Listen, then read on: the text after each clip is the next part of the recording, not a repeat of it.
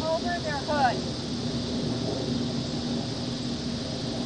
Yeah, but he's committed now.